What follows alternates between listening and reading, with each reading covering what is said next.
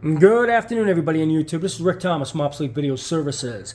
Hey guys, I just want to respond back to the hundreds of emails I get about this particular subject. So I figured today I'm working in my garage workshop and I'm sorting a lot of stuff out for the IVC machines, which I will be having sometime next week, which are the rare 1-inch machines, alpha wrap machines. And I'm glad I have a lot of 1-inch empty spools, various different times, lengths, complete full sizes, small sizes, even smaller sizes. This was a great score I got from a production company who gave me all these empty reels, which I really do need for all these machines. So especially when you were working with obsolete video equipment, you know, and you got a machine, if you don't have an take-up reel, you're kind of screwed. The take-up reels are not easy to find either. So you got to have a lot of take-up reels for certain amount of time on them, you know, 30 minutes, 20 minutes, an hour, you know, whatever.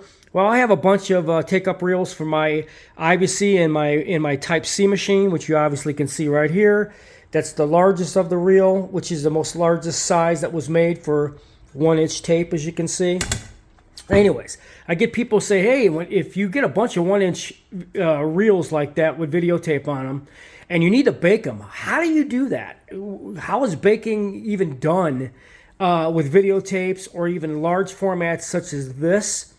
All right, guys, these are 1-inch tapes, and they do have to be baked. Believe me, I run into an awful lot of sticky tape, and even on 1-inch tapes, they do go sticky. And if you don't bake them and prep them properly to get them pliable again, you'll start sticking in the machine, causing all kinds of damage.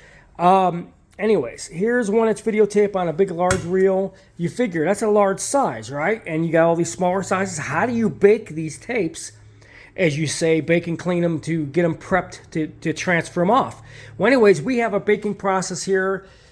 Pretty much my ingenious idea over the years, but this is a industrial stainless steel food dehydrator used by the cooking world. It's it's one you can get off eBay. As you can see, it's got multiple trays that you can slide these reels on. So if I had a reel like this, I could get maybe 5 or 6, maybe 7 of them in here.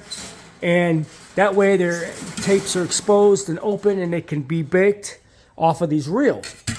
So basically you put the reels in this dehydrator. It's a multi-shelf type of food dehydrator. You set it at pretty much the maximum temperature. It will not melt the tapes, guys. Again, this is not an oven. All it does is heat the tapes up to a good temperature and remove all moisture, and it resets the glue binding on the tapes that actually go sticky. And it kills off bacteria and everything else. That's why you want to take your videotapes and bake them whenever you get a chance, because bacteria, mold, and moisture will be a big problem trying to run videotapes through video decks. But this is a food dehydrator. It's an actual professional unit. Now I have it in a spot where I can use it without moving it around like crazy. I have multiple shelves. I could bake multiple tapes at the same time. I could fit a ton of EIAJ and tapes in this unit all at one time. But as far as the bigger quad 2-inch tapes and 1-inch tapes, the quads, I think I can get 3 or 4 in here at one time with the shelves removed in between. And the 1-inch tapes, I think I can maybe get 5 depending on the size, or 6. But once you put them in there, I dehydrate my tapes for a full, sometimes between 12 hours on high temperature, which really bakes them nice and crisp and resets the glue binder. It does not melt the tape. It does not do any damage to the tape. But food dehydrators are really good for this purpose, especially if you got sticky videotape.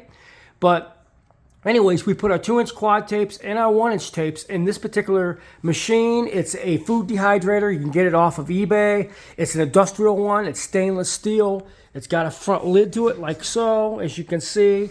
And you put them in there at high temperatures and you stick your reels in there on the shelves. You make them fit as best you can.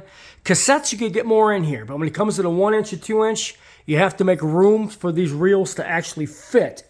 Then once you bake these tapes, and you can clean them by hand on the machine, and you should be able to get them running through your machine with no problem.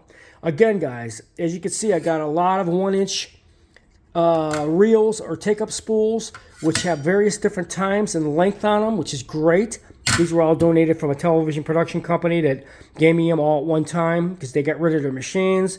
So that gives me the flexibility for my IVCs, and it's also going to give me flexibility for the Ampex machines that we're currently looking on buying as well. So I hope you guys enjoyed this video.